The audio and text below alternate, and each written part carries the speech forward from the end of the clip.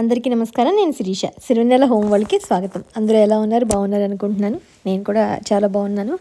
Already మీకు నిన్న నేను కళ్యాణం వీడియో కొంచెం షేర్ చేశాను కదా. ఇలా మేము పెదపట్నం అంటే మా అత్తయ్య గారు వాళ్ళ ఊరు పెదపట్నంలో సుబ్రహ్మణ్యేశ్వర స్వామి కళ్యాణం చాలా బాగా జరుగుతుంది. మా వదిన వాళ్ళు ఈసారి పీటల మీద కూర్చుని కళ్యాణం జరిపించుకోవడానికి వాళ్ళు ఆల్రెడీ ప్లానింగ్ అది చేసుకున్నారు అనమాట. ఎందుకంటే అది కొంచెం 5 రోజులు జరుగుతుంది కళ్యాణం. మొదటి రోజు పూజలు, అంకురార్పణ, మామూలుగా మనం ఏదైతే పెళ్లి చేస్తామో అంటే మనమైతే ఏదో అబ్బాయి పెళ్ళో అమ్మాయి పెళ్ళో అని చేస్తాము. కానీ ఇక్కడ స్వామి అమ్మవారిది కాబట్టి ఇద్దరి తరపున అనుకుని మొత్తం పెళ్లి బాధ్యత అంతా మనదే అనుకుని మనం చేస్తాము. మా ఆడపడుచు కనిపిస్తున్నారు కదా, మా అన్నయ్య గారును మా వదినను వాళ్ళని ఇంకొక జంట ఎప్పుడు ప్రతి సంవత్సరం 14 ఏళ్ళ నుంచి ఒక జంటే కూర్చుంటారు. వాళ్ళతో పాటు ఇంకెవరైనా కూర్చుంటున్నారు కానీ వాళ్ళు మాత్రం కంటిన్యూస్గా చక్కగా ప్రతి సంవత్సరం కూర్చునే అదృష్టం వాళ్ళకు ఉంది. వాళ్ళు అలా 3 జంటలు కూర్చుంటున్నారు. పుట్టింటి వాళ్ళ తరపు నుంచి మేము వెళ్ళాము కాబట్టి వెళ్ళాము మొన్న అని చెప్పాను కదా. కళ్యాణం మరి మీకు వీడియో షేర్ చేస్తాను అని చెప్పాను. అలాగే పంతులు గారు మాట్లాడే మంచి మంచి విషయాలు ఒకసారి మీరు విని ఆయన మాటలు విన్న తర్వాత కళ్యాణం గురించి విశిష్టత విని తర్వాత మళ్ళీ మీతో నేను మాట్లాడతాను.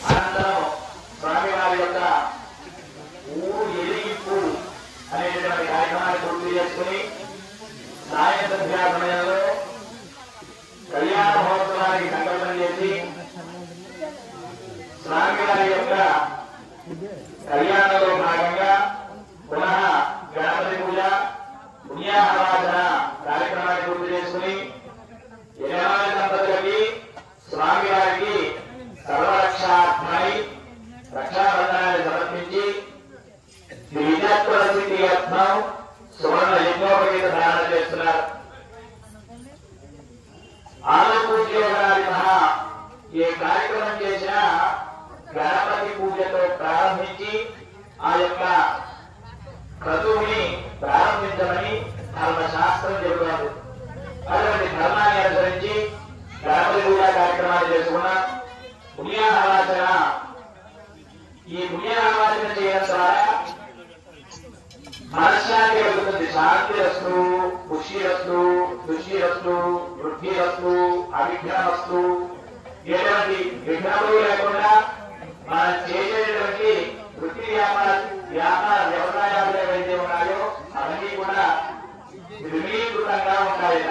అంతేకాకుండా వంశాభివృద్ధి రస్తు, గోత్రాభివృద్ధి రస్తు, గోత్రం అభివృద్ధి చెందుతుంది, వంశము అభివృద్ధి చెందుతుంది. అటువంటి పుణ్యాహవాచన కార్యక్రమాన్ని పూర్తి చేసుకుని మొదల కాలంలో పంచగవ్య ప్రార్థన చేశాం. రామో విశ్వస్య మాతరః, ఈ సృష్టికంతటికి కూడా కలివస్తికి ఆవు.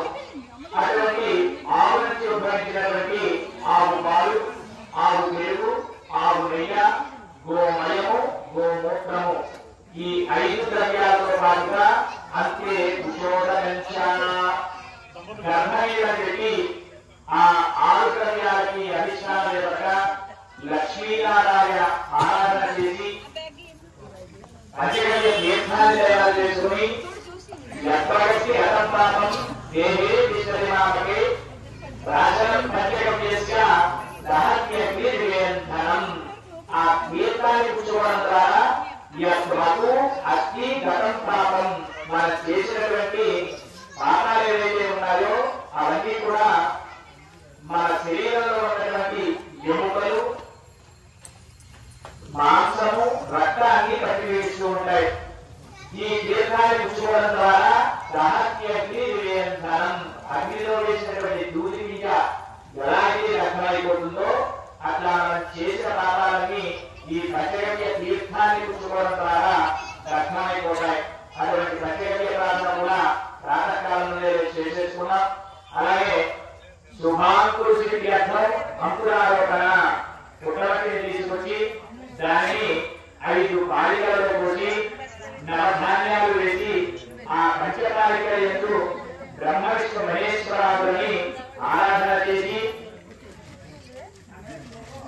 శుభాంకురుషుడికి అర్థం మనం చేసేటటువంటి పని ఏదైతే ఉందో, ఈ కళ్యాణం ఏదైతే ఉందో లోక కళ్యాణార్థమై మనలీలా వినోదార్థమై చేస్తున్నటువంటి ఈ శాంతి కళ్యాణం చూసేవారికి చేసేవారికి కూడా మంచి శుభాలను చేకూర్చాలి. ఆచరించాలి అని చెప్పి ఈ హక్కులారోపణ చేశాం.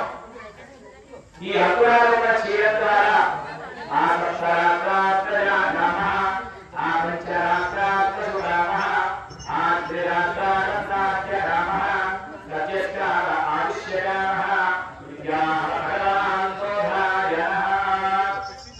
హక్కులారోపణ చేసిన తర్వాత 7 రోజుల్లో కనుక మొదలెట్టినట్లయితే ప్రజాకామ, ఏ కామ్యం కోసమైతే మనం ఈ హక్కులారోపణ చేశామో ఆ కామ్యం నెరవేరుతుంది. ఆ పంచరాత్రాత్మజునామ 5 రోజుల్లో కనుక ఈ మొదలు మొదలెట్టినట్లయితే పశుకామ ఆరిమంటకి ఎటువంటి లేకుండా ఉంటుంది. ఆ త్రిరాత్రాత్మజానామ 3 రోజుల్లో కనుక మొదలెట్టేసినట్లయితే అన్నాదులకి లోటు ఉండదు. సత్యస్కార ఆవిష్యకామ చేసిన వెంటనే 24 గంటల్లో కనుక ఆ మొలకలు మొలకెత్తినట్లయితే చేసిన వారికి, చేయించిన వారికి, చూసిన వారికి కూడా ఆయుష్ పెరుగుతుంది. అటువంటి అంకురారోపణ కార్యక్రమాన్ని, దేవతాత్మానాన్ని ప్రాతకాలం నుండి గుర్తు చేసుకుని స్వామి యొక్క కళ్యాణ మహోత్సవంలో సర్వరక్షార్థం రక్షాబంధనాన్ని సమర్పించాం. ఈ రక్షాబంధనానికి అధిష్టాన దేవతగా వాసుకి అనేటటువంటి సర్పాన్ని ఆరాధన చేసి ఆ యొక్క రక్షాబంధన సూత్రానికి షోడశోపచార పూజ చేసి స్వామికి రక్షణ సమర్పించాం. ఇప్పుడు సువర్ణ యజ్ఞోపవీతాన్ని సమర్పిస్తున్నారు. నమస్కారం చేసుకోవాలి. ఒకసారి పాలలో ఉంచండి.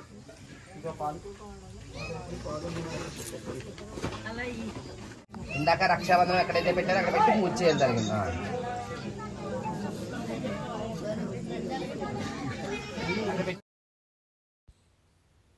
చూసారు కదా, అంటే ముందు గురువుగారు అసలు ఎంత బాగా ఎక్స్ప్లెయిన్ చేశారు అంటే మీకు అర్థమయ్యే ఉంటుంది అనుకుంటే, ఎందుకంటే కెమెరా నేను దగ్గర నుంచి పెట్టడం వల్ల కొంచెం రీసౌండ్ ఏదో వచ్చిందేమో అని అనిపించింది. బట్ వినేసరికి చాలా ఇంత విశిష్టత ఉందో. ప్రతి దేవుడి గురించి వాడి కళ్యాణం గురించి ఆ విశిష్టత ఉంటుంది కదా. రాముల వారి కళ్యాణం అయితే ఇలాగా, ఈశ్వరుడి కళ్యాణం అయితే ఇలాగా, వెంకటేశ్వర కళ్యాణం, అలాగే సుబ్రహ్మణ్య స్వామి కళ్యాణం గురించి కూడా చాలా బాగా పంతులుగా చెప్పారు. అంటే ప్రతిదీ చెప్పానుగా, అసలు పెళ్ళికి మనకి ఏమేం కావాలి ప్రతిదీ అన్నట్టుగా మొత్తం అంతా కూడా రెడీ చేసుకుని అన్ని ఏర్పాట్లు చేసి చక్కగా ఉత్సవ విగ్రహాలకి ప్రతిదీ అనమాట గురువుగారిలో ఒక 4 కలిసి చాలా బాగా చేయించారు. ముఖ్యంగా అక్కడ నేను చెప్పాను కదా, పెళ్ళి కావాల్సిన వాళ్ళైనా పిల్లలు పుట్టడానికైనా కూడా నిదర్శనం ఎంతోమందికి చుట్టుపక్కల ఊర్ల నుంచి వచ్చి మరీ కళ్యాణంలో పాల్గొంటారు దంపతులు. లేకపోతే వాళ్ళకు కుదరకపోతే అక్షింతలు అంటే తలంబ్రాల బియ్యం పట్టి ఎవరి చేతైనా పట్టించుకుని అవి తీసుకెళ్ళి గుప్పెడు ఒక 10 గింజలు దొరికినా చాలు మన బియ్యంతో కలుపుకుని మరీ ఖచ్చితంగా వండి పెడితే అసలు ఇంకా అది జరగలేదు, లేట్ అయిందన్న మాట కూడా ఉండదు. వితిన్ 1 or 2 monthsలో ఖచ్చితంగా అనుకున్న కోరిక మాత్రం నెరవేరుతుంది. దానికి ఎన్నో నిదర్శనాలు ఆ ఊళ్ళో చాలామంది చుట్టాలు చెప్పినవి, మేమే ఉదాహరణ. అందుకు మా వాళ్ళల్లోనే చాలామందికి అలా ఎక్స్పీరియన్స్ ఉన్నాయి కాబట్టి అంత నమ్మకం అనమాట. అత్తయ్య గారు ఎప్పుడు అంటూ ఉండేవారు, సుబ్రహ్మణ్య స్వామి పట్టే ఇక్కడ చాలా పట్టు అంటూ ఉండేవన్నమాట. నేను కూడా ఒకసారి ఇలాగే ఉపవాసం ఉండి మరి తలంబ్రాల బియ్యం అది పట్టుకున్నాను. అప్పుడు నేను మా అన్నయ్య పెళ్లి కోసం దేనికోసం పట్టుకున్నాను, కానీ అప్పుడు ఎందుకునో కుదరలేదు. తర్వాత ఇవ్వడమో మొత్తానికి ఏదో కొంచెం చిన్న గ్యాప్ వచ్చింది.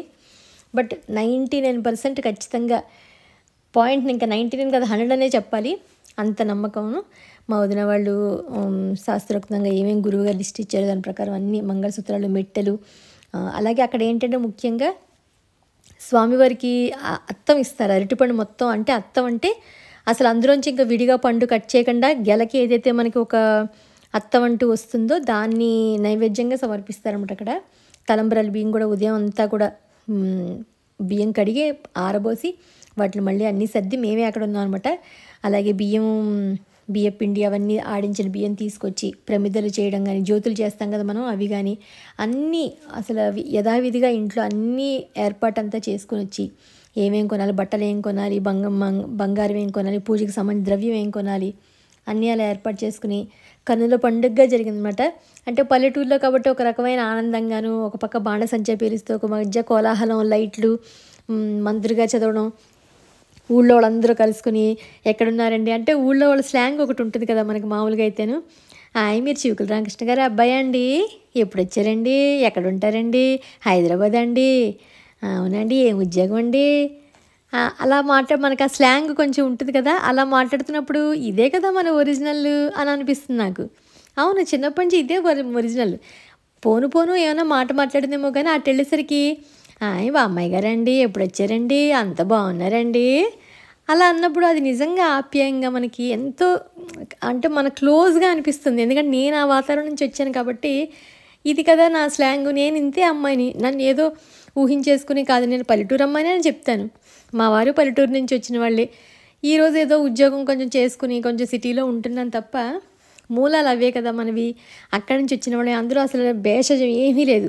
నేను తప్పు మాట్లాడినా, నాకు ఇంగ్లీష్ వచ్చినా రాకపోయినా నేను తెలుగు అమ్మాయిని, నేను పల్లెటూరు అమ్మాయిని, అగ్రహారం అమ్మాయిని అని గర్వంగా చెప్పుకోగలిగిన అంత హ్యాపీగా అనిపిస్తుంది నాకు. ఎందుకంటే అక్కడ వాతావరణం కానీ, ఆ ప్రేమలు కానీ, ఆ కలివిడితనం కానీ అక్కడి నుంచి వచ్చిన దాన్నే కదా నేను ఇవాళ యూట్యూబ్ పెట్టి ఏదో నాకు తోచిన వీడియోలు చేసుకుంటున్నాను. అందులో ఏదో చిన్నగా నాకు తెలిసిన వాళ్ళకు అందరికీ షేర్ చేయడం వల్ల ఏదో ఒక 2 లక్షల మంది సబ్స్క్రైబర్స్ నాకు వచ్చి నేను ఏదో కొంచెం వీడియోలు చేసుకోగలుగుతున్నాను. నాకేమీ సిటీ కల్చర్ అంత పాష్నెస్ తెలియకపోయినా మన ఊరి అన్నీ చూపించాలి, మన ఊరి పద్ధతులు చూపించాలి. గుళ్ళు గోపురాలు ఎలా ఉంటాయి, మన ఊరి భాష ఎలా ఉంటుంది, మన ముగ్గులు ఏంటి, మన సంప్రదాయాలు ఏంటి, నాకు తెలిసిన కొన్ని నేను తెలుసుకుని ఇంకా నాకు తెలియని అంటే తెలుసుకుని మరీ చూపించాలి అని అనుకుంటూ ఉంటాను. అందులో చక్కగా ఊళ్ళో కళ్యాణం, ఇప్పుడు గుడికి వెళ్ళేది ఎంతమంది, కళ్యాణాల దగ్గర కూర్చుని ఓపికగా చూసేది ఎంతమంది, చేసేది ఎంతమంది అనిపిస్తుంది. అందులో ఊళ్ళో కదా ఎంత బాగా కళ్ళ పండుగగా జరిగినట్టు అనిపించింది, మనస్తృప్తిగా అనిపించింది. చక్కగా ఆడవాళ్ళందరూ తలలో పూలు పెట్టుకుని మంచిగా పట్టు చీరలు కట్టుకుని అందరూ చక్కగా అక్కడ చుట్టాలు అందరూ సందడిగా ఉండేసరికి చాలా నాకు కూడా సంతోషంగా అనిపించింది. మీ అందరికీ కూడా ఈ వీడియో షేర్ చేయాలి, మీరు కూడా చూడాలి. రేపొద్దున అసలు తీర్థం ఎలా ఉంటుంది, తీర్థం ఎక్స్పీరియన్స్ అసలు మా ఊళ్ళో నా చిన్నప్పుడు తీర్థం అంటే చాలు మామూలుగా ముందు 2-3 రోజు నుంచి నాకు ఆరాటంగా ఉండేదనమాట. తీర్థం వస్తుంది చెప్పని. ఊళ్ళల్లో నిజంగా అలాగే ఉంటాయి. రేపు తీర్థం కానీ అక్కడ ఎలా జరుగుతుంది అనేది ఇంకొక వీడియో షేర్ చేస్తాను. ఎందుకంటే కొంచెం లెంగ్దీగా తీసాను వీడియోస్, ప్రతి బిట్టు షేర్ చేయాలి. అఫ్కోర్స్ మీకు ఇది చూసినా ఇంట్రెస్ట్ ఉన్నా లేకపోయినా ఒక మెమొరీ కింద ఉంటుంది. మా ఆడపడిచి వాళ్ళు చక్కగా కళ్యాణం చేసిన కాబట్టి నేను నా డిజిటల్ లైబ్రరీలో పెట్టుకోవడానికి అన్నట్టుగా కూడా షూట్ చేసుకున్నాను అంతే. ఇది ముఖ్యంగా చెప్పాను కదా, తలంబ్రాల బియ్యం ఇలా ఎదురుగుండా అంటే నేను వీడియో తీయలేకపోయాను. మనం స్వామికి మామూలుగా పోస్తాం కదా, పోసినప్పుడు మన చెంగుని కుడివైపుని తీసుకుని చెంగుని వెనకాల స్వామి దగ్గర చెంగు దగ్గర పెట్టి ఏదైతే పైనుంచి వాళ్ళు పోసినప్పుడు మన చెంగులో అక్షంతలు పడతాయో అవి పట్టుకుని వచ్చి మన ఇంటికి తీసుకెళ్ళి ఏదో ఒక మంచి రోజు వండి మనకి ఏదైతే పెళ్ళి కావాలా పిల్లలు కావాలా అనుకున్న దాన్ని చూసి వాళ్ళకు వండి నైవేద్యంగా పెడితే ఖచ్చితంగా కోరిక తీరుతుంది. అందులో ఎటువంటి సందేహం లేదు. చాలామంది నన్ను కూడా వెంటనే నేను పట్టుకుని కాసిన అక్షంతలు తీసుకుని వచ్చేసాను. ఎక్కువసేపు ఉండలేదు. అప్పటికే నన్ను 2-3 కొంచెం మాకు ఇవ్వండి అని అడిగారు. వాళ్ళకు కూడా కొన్ని గింజలైనా ఇచ్చాను. వాళ్ళకు కూడా అనుకున్నది మంచిగా జరగాలని మనస్ఫూర్తిగా కోరుకుంటున్నాను. నేను మా అన్నయ్యకి మా చెల్లికి ఇచ్చాను కదా, వాళ్ళకు కూడా వాళ్ళు అనుకున్న కోరికలు వాళ్ళకి మంచిగా ఏం జరగాలని మనస్ఫూర్తిగా అనుకుంటున్నాను. ఆ తర్వాత ఆడపడిచికి అంటే పుట్టింటి వాళ్ళ నుంచి ముందు బట్టలు పెడతాం కదా, కళ్యాణం అంతా అయిపోయాక కట్టుకోవాలి కదా పుట్టింటి వాళ్ళు పెట్టే బట్టలు.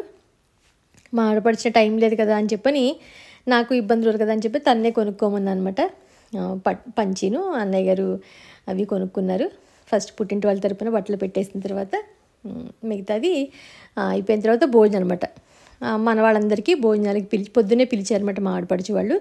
ఈ కళ్యాణం అది అయిపోయిన తర్వాత మనం భోజనాలకు అది ఏర్పాటు చేయాలి. ప్రసాదం అది అక్కడ క్యాటరింగ్ వాళ్ళు మంచి వాళ్ళు దొరికారు. సో ప్రసాదం అంతా ముందు క్యాటరింగ్ వాళ్ళకి అంతా ఇచ్చేసి ఊళ్ళో అందరికీ అనమాట, ఇంకా వీరు వాళ్ళని లేకుండా అందరికీ క్యాటరింగ్ ప్రసాదం చెప్పేశారు. ఎందుకంటే పొరుగు నుంచి వచ్చి చేసుకుంటున్నాం కాబట్టి ఎవరికైనా ఇబ్బందే. అలాగే నైట్ డిన్నర్ భోజనాలని చెప్పాను కదా, అది కూడా క్యాటరింగే చెప్పేశారనమాట. సో అంతా అయ్యేసరికి లేట్ అయింది. ఎందుకంటే అతను మొదలు పెట్టేదే 7 అయిపోతుంది. అక్కడ అన్నీ అయ్యేసరికి ఇంచుమించు 9:30, 9:40 అలా అయిపోతుంది. ఇక్కడ అయిపోయిన వెంటనే మళ్ళీ భోజనాలు ఎక్కడ పెట్టాలనుకున్నాం కదా, నేను ఆల్రెడీ మీకు చూపించాను కదా పక్కన పందిరది వేస్తా అని చెప్పి అక్కడ భోజనాలకు అది ఏర్పాటు చేశారు. సో నైట్ అంతా జరిగిన తర్వాత చిన్న బిట్ షేర్ చేస్తాను. రేపు తీర్థం అది ఎలా జరిగింది అనేది రేపటి వీడియోలో మీకు ఇంకొక వీడియో వస్తుంది, అది కూడా చూసేయండి. ఇంకెక్కడికి వెళ్ళాం గుళ్ళు అనేది మీకు నచ్చుతుంది అనుకుంటున్నాను. ఇది ఈరోజు కళ్యాణం వీడియో మీరు కళ్ళారా చూశారని అనుకుంటున్నాను. మీకు నచ్చిందని అనుకుంటున్నాను వీడియో. చక్కగా స్వామివారిని దర్శించండి, హారతి ఎత్తుకోండి. మీరు కూడా అక్కడే ఉన్నట్టుగా భావించి ఆనందిస్తారనుకుంటున్నాను. రేపు మళ్ళీ ఒక ఇంట్రెస్టింగ్ వీడియోతోటి మిమ్మల్ని అందరినీ కలుస్తాను. అంతవరకు బాయ్.